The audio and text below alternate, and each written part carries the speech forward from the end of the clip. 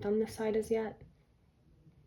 And this is how it's looking post wax. Hey guys, welcome to Star Super Spa, where I teach you what mainstream beauty doesn't. Today we're looking at waxing. Now we're specifically talking about waxing the face, but these tips do apply across the board to waxing in general. I have been waxing my face for around 6 years by myself, and it was definitely a huge learning curve. I definitely prefer to getting myself waxed in the salon because I just feel like they don't really do it very well. Maybe I've been going to cheap salons.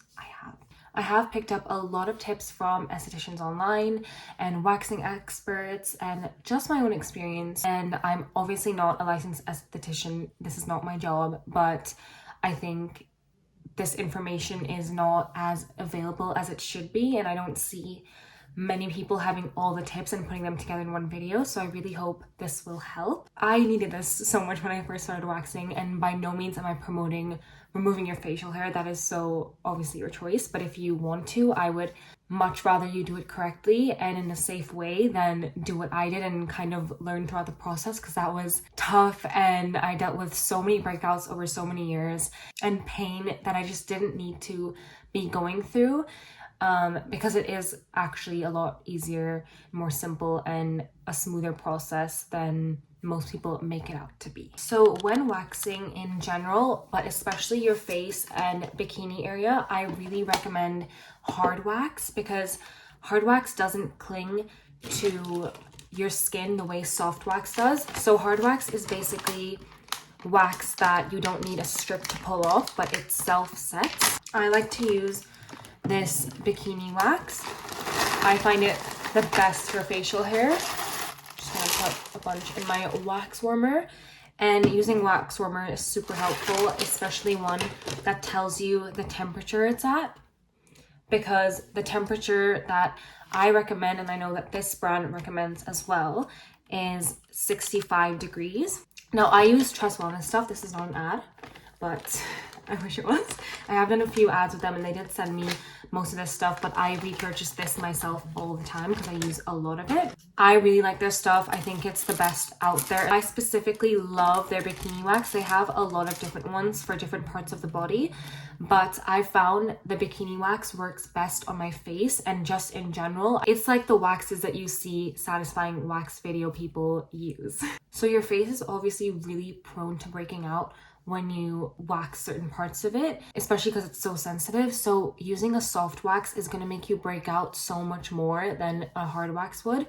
I personally don't break out from waxing anymore because of all these things that I've learned, but if I use soft wax, I do tend to break out. So I don't really recommend using soft wax on your face at all. 65, and then I just let it warm up. I pop the lid on, let it do its thing. It usually doesn't take very long to warm up, and when you're not turning the dial, it shows you what temperature the waxing machine is at, which I love, because you can tell when the machine actually gets to 65, and then you can see when it's melted, and the texture should be like honey, which I'll show you. There's a big difference between cheap waxes and good quality waxes.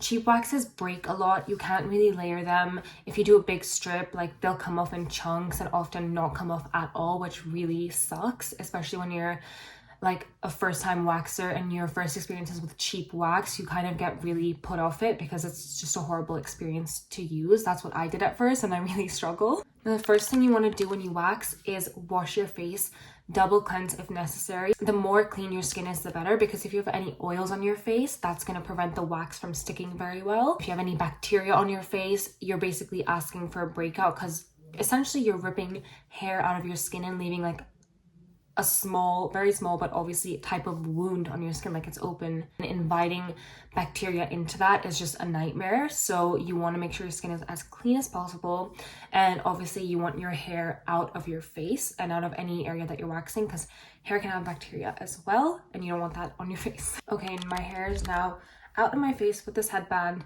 Now, I really do not recommend waxing your whole face. Like, don't wax every part of your face, because there are certain parts that just are so much more prone to breaking out and it's not worth waxing. I recommend only waxing the parts of your face that are supported by bone. And with the other ones, you can use other methods. I have a video on what methods you should use for different parts of your face. If you want to get the best results, then I highly recommend following that guide. this part, for example, your masseter or your jawbone, as well as like your forehead, are kind of heavily supported by bone. Your nose as well is obviously cartilage, but it has like a stronger structure to it rather than something like your cheek, which is mostly fat and is not really supported by bone like this area would be. So those areas tend to break out a lot. Even when I used to wax over here, this area would just break out so much more than this ever would. And I'm not quite sure why that is, to be honest. I think it's two things. I think because those areas have more fat in them, maybe that means they can get more oily and they're more prone to breaking out and the skin freaking out, thinking it needs to overproduce oils to make up for the strip skin in that area after waxing it. And because those areas have more fat, maybe they produce more of that oil and can result in a pimple easier. Like, that's just my theory. I don't know if that's correct in any type of way, but that's how I make sense of it. And then later on, I think it causes problems as well because the hair finds it harder to erupt in those areas because it's not as supported. So it can be more prone to ingrown hairs in that sense. So I just don't wax those areas anymore at all. I'll either shave, thread, or tweeze them. The best way to go about this, in my opinion, is outlining where you're going to wax. Now, if you're shaving your face, I recommend shaving it before you wax. You don't want to put a blade over anywhere you've shaved. So if it like crosses over the lines a little bit, you're not going to have that harsh of a like skin reaction than if you just shaved first and then waxed. So shave first if you're doing this. I would recommend feeling where your bone is. So my masseter bone starts here. So I'm gonna draw a line that I shouldn't cross right here. And then my cheekbone is here. So I won't put my wax anywhere beyond this area. It'll only be on this side. And that way I'm not risking going into breakout territory, which you don't want to do. And this here is my jawbone. So I'm safe in this zone. Okay, now we've got all the areas outlined. I'm going to show you close up, hopefully you can see, of the hair that's currently there. This is a good few weeks of growth, might be around a month. I usually do like 2.5 weeks, I want to say, because it does start to grow back and this wax gets small hairs really easily, so I just do that. But the more you wait, the more even the growth is. So you see how there's still some patches that haven't grown. I used to have really, really thick sideburns and they would come all around down here. And I used to have a forehead that the hair grew over here, like little like patches of hair would grow here. There would be like a gap here, like little hairs coming down here. I'll insert a picture. I started waxing my face when I was 15. So obviously the growth lessens over time and I really prefer waxing by myself. One thing I do to heat up my wax quicker is turn it all the way up for a little bit and then turn it all the way down and mix it a whole bunch. So then it goes to that texture that I know is correct. But sometimes I do overdo it, which I just did. So great example of what your wax shouldn't look like. It should not be this runny. This is like max melt. You don't want that at all. That's gonna, first of all, burn you. But even if it's not that hot and it is that texture, like it's not gonna do the right job. It needs to be super thick, not gloopy, but thick. And it should be able to wrap around, like really thick around your spatula. Now, before we get into the actual waxing, let's go through all the tips you need for applying and removing the wax. So number one, use a good amount of wax. This will happen pretty much quite easily when you have the right consistency. Don't skimp out on the amount you're using because you need a thick, even layer with clean edges. It's the least prone to breakage that way, and breakage is really annoying and you don't want to get those little bits of wax left over as well. That happens when your layer is not thick and your edges are not clean. When you apply the wax, you want to take it, scoop it up, place it on your skin, and then spread it down in that nice even layer. And when you spread it down, you want to use a really good amount of pressure. That's going to make sure all the hairs are wrapped by the wax really well. You press down into your skin and you go in the direction of the hair growth with firm, even pressure. Then what I like to do is wait until it's not tacky. You don't need the wax to be hard. I see this all the time in waxing videos. They wait for the wax to be hard and then it breaks and it doesn't pull all the hairs out and it hurts your skin a lot more. So the wax should still be bendy, but it shouldn't be tacky. It should definitely not stick to your finger, then it's not ready at all. That usually takes around 15 seconds from when you apply the wax. I think the best thing is pull it off like in a medium speed, like not, because that tends to miss some of the hair sometimes. And if you pull it off too slow, it can cause like too much trauma to the hair follicle where you'll break out or get really red. So something in between is best. The slower you go, the more it hurts. So keep that in mind. I just think that's the optimal speed to go, like somewhere in the middle. If you do that and it's too painful, I would do it medium speed, but in parts. So sometimes I go and that hurts less than going. Hope that makes sense. Now, when it comes to waxing my neck, I'm super careful around my trachea, so I don't wax anywhere in this section. This will be shaved because it's one of those areas. This part, I try to use more wax so I don't get any type of stringiness or broken edges, because getting it out of my hair is going to be really tough. And this is really hard to see. You just kind of have to trust yourself a little bit, and I wouldn't recommend this for beginners at all. I only started doing this like a few months ago, and I do quite like it, but I don't do it very often. But you can't really see the back. I can't see the back of the wax like you can right now, but I hope it's a clean line. So it's a little bit of a risky one, and it definitely hurts more than the rest because obviously this is like your actual hair. So tread carefully if you want to be silly like me and do this part.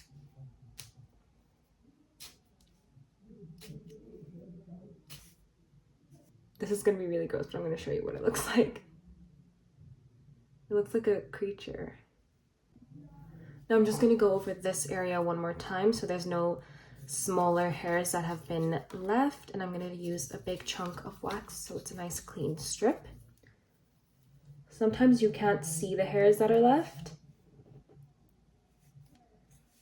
I find it a little bit hard to do that technique of going diagonal on the face just because you have to be so careful not to go over that white line. Now, because the hair grows like in that direction on here, even though I applied it downwards, I will in fact pull it a little bit diagonal. Yep, definitely were some leftover hairs. Let me show you how clean that looks now. I didn't go over anything more than I've shown you before. I haven't done this side as yet. And after. That was the complicated side. Let's do this side. It's going to be so much quicker and cleaner because the hair is just a lot straighter here. So lay down the wax.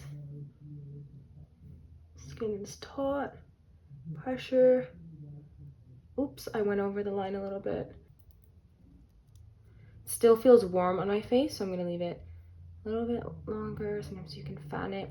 What I like to do when I'm doing it quickly is I'll apply this side, then I'll apply the other side, and by the time I apply the other side, this side is usually ready, and then you can work double as fast.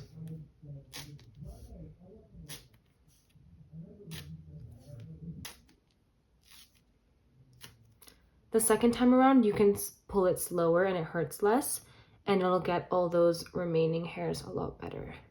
Let's go down the side now. This is a little bit at an angle, but sometimes it works if you just go down because the hair is quite fine, so it just listens to you.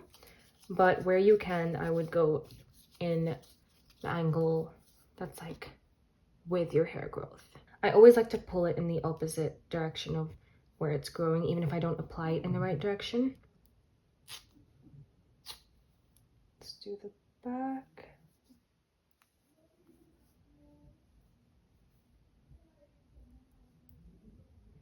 Sorry for the background noise. My housemates are very loud.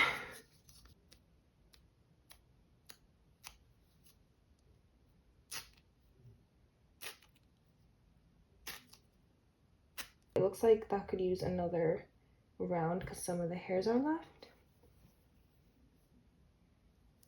Maybe I didn't press hard enough here.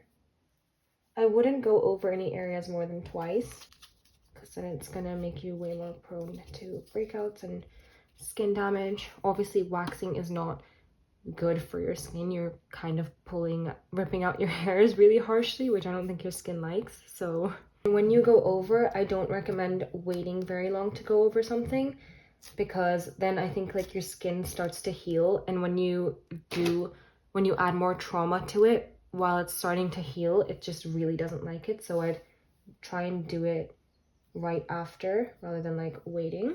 Another place I like to wax is my nose.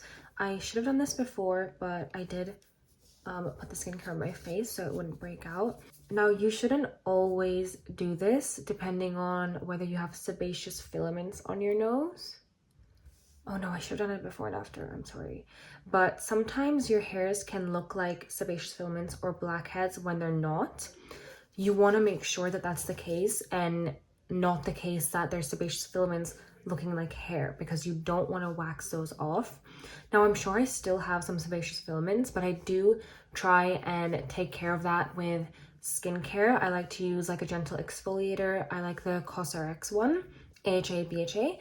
So that really helps with sebaceous filaments, blackheads, and whiteheads. So definitely make sure you've got those under control before you ever even consider waxing your nose. I'm not a dermatologist. I don't know if waxing your nose is a good idea in the first place. I do like to do it, and it's been okay for me. Hopefully it's the same for you, but please don't do this if you're not sure. Take it off like I would a pore strip. Just kind of a little bit slowly. I'm not a fan of pore strips. I think I've heard a lot of dermatologists say they're bad for you. Not to say that this is any better, but in this case, I'm not trying to remove anything in my pores. I'm trying to remove the hairs. So you can see a lot of hairs have come off, and just be like super careful when you do this, because a lot of the time you can mistake hair for sebaceous filaments and vice versa. And of course, make sure you cleanse your nose and your hands before you do this. I think you can hopefully see a little bit of the dots on the side where I didn't wax, versus how much more like blurred and clean it looks in the front, because a lot of those dots can be like the roots of your hair. Be discerning when you do your nose, especially. I don't like to go in this crease right here because it is quite a sensitive place for me and a lot of people, so that can get really red even when it's not irritated. I did wash my nose like an hour ago, but if you saw how it lifted just then, that was because it's still oily. My nose does tend to get oily. So don't be like me and wash your nose right before you do this. Otherwise, it's not going to stick properly. Like right now, it's kind of peeling off. But you want to use a good amount of pressure when you do your nose because the hairs are quite tiny. Yeah, I think my nose is a little bit too oily. But I don't have too much going on here, so it's okay if they don't all come out. Excuse this stark appearance change. I did just take an hour-long hot shower, so I might look a little bit parched. But moving on to the second most important thing when it comes to not breaking out. So for at least 8 hours after you wax, you don't want to wash your face with a cleanser. Just use some cold water right after, and then go ahead and layer on your skincare, because that's really gonna strip the skin and make it freak out. I'm just gonna go over my routine very simply. First, start with a wet base. I'm just using a little spray to wet my face. This one's from Dermalogica. You just want to use things that are deeply hydrating. Now, typically I go in with toners. I actually use the 7 toner Korean method to really get hydration deep into my skin. But before that, I like to use this, which helps my products penetrate far deeper in the skin. This is the Solwasu First Care Activating Perfecting Serum, and it's my favorite, like my #1 favorite skincare product. But I'm just going to show you the max amount of amazingness you can do for your skin after waxing it. Now I'm going to layer my toners 7 times. You don't need 7 toners to do this method. You only need 1. I use around 4, and I layer them like 1 to 2 times. But do your thing. This is really helpful for that hydration. Not 100% necessary, but it's helpful. When you're doing this, make sure you're getting that back of your neck if you waxed it, because that's a really easy spot to miss. And if you miss it, you might break out there because it is somewhere you like when you lay on your pillow that's gonna hit it. Your hair is always touching it, so you really want to take care of that back or sides of the neck. After waxing for a good few days, maybe a week or 10 days, I wouldn't do any type of exfoliation either. Nothing that's going to strip the skin. All you want to do is heal that barrier and moisturize the skin. I've already made a few videos about this, but Mixsoon products are really nice and soothing. I did do a couple ads with them and I just really fell in love with their product. This is their Bean Essence. This is not sponsored, by the way, of course. But it's really nice for soothing and I just love it for post-wax care especially. And this isn't gonna like break you out like snail mucin might. So I just love the texture of this one. And then when it comes to moisturizing, use something extra thick, more thick than you normally would. You can even use a different moisturizer on the sides of your face if you like. Or if you don't have a thick moisturizer, you can just double layer. I would recommend double layering anyway. So right now I'm just going in on the areas I waxed with one layer. And this is a really, another Mixsoon product, but this is a really rich but lightweight moisturizer. So I love it because I don't like ones that feel heavy. This one feels a little bit heavy as you put it on, but as you can see, it's a really gel type of consistency more than like a super heavy thick type of cream. So it's a really lovely in between if you're looking for some recommendations.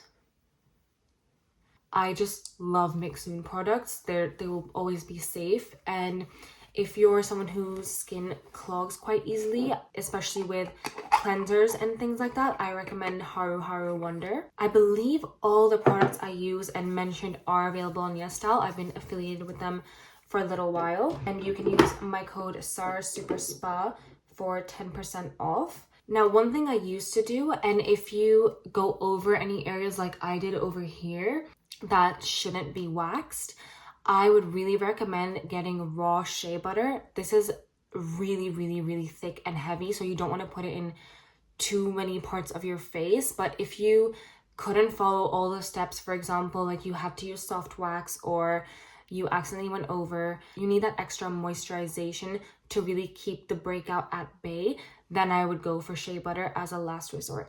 I actually found this out by using my tattoo cream because I needed something really moisturizing, and that was really heavy with shea butter, and it worked so well that I just continued doing it for a really long time. But now with my method and techniques and the things that I use, I don't necessarily need that anymore, so I don't use it because it's not the best option, but that is a good last resort. Definitely don't sleep on your side after you wax. Try your best. I know it's hard, but when you have any type of thing touching your face, any friction, it's gonna be really likely to break out and irritate the skin. So just be really careful with that. Be mindful that you literally just ripped like hundreds of hairs out of it. Reiterate that I am by no means an esthetician, nor do I have any experience waxing people besides my friends and family. I would really urge you, if you're gonna wax, please watch some professional videos. I did that. That's how I learned all of this. I'm not the professional. I'm just gathering all the tips and giving them to you, but at the end of the day, please do your own research. Go down that rabbit hole, and the more you do that, the better off you'll be. Let me show you my skin. I'm on day 3 right now, and this is how it's looking post wax. Missed some here as well, but that's okay. Next, I'm thinking of doing a dermaplaning video, tweezing video, a threading video, you know, all the good stuff. So please let me know if that's something you want to see, and I will get that out as soon as I can. Thank you so much for watching. I hope you guys enjoyed this video. Please subscribe if you want to see more things that mainstream beauty doesn't teach you, and give me a like if you like the video.